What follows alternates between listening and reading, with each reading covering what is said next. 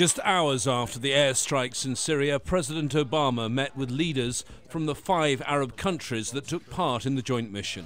These leaders, friends, partners from the region, and to say thank you to all of them for their participation and commitment to rolling back the violent extremism that has so disrupted Iraq and Syria and threatens the region as a whole. Secretary of State John Kerry also spoke about his country's first military action on Syrian soil. There have been some questions about the commitment to the US-led coalition of one key regional player, Turkey. Clearly, Turkey had an initial challenge with respect to its hostages, and that being resolved now, Turkey is ready to conduct additional efforts along with the rest of us in order to guarantee success. The focus as world leaders gathered at the UN today was supposed to be solely on climate change, but that was before the airstrikes. There have been many questions about the legality of the action, and when he spoke to reporters, UN Secretary General Ban Ki-moon chose his words extremely carefully.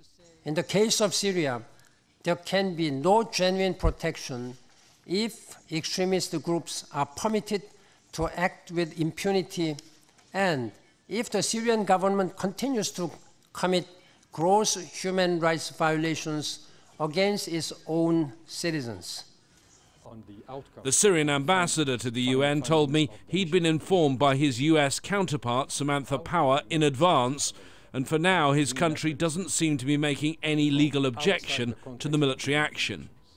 Ambassador Power has written to the UN Secretary General citing Article 51 of the UN Charter, which says that states have the right to self-defense. With US hostages executed by ISIL, this appears to be the legal justification America claims for its mission. As the US currently holds the presidency of the UN Security Council, last week John Kerry chaired a special session about ISIL. On Wednesday, another meeting of the Council about ISIL, this time chaired by President Obama himself. There's likely to be discussion about the legality of the airstrikes, and all will be watching to see what position Russia takes. James Bays, Al Jazeera, at the United Nations.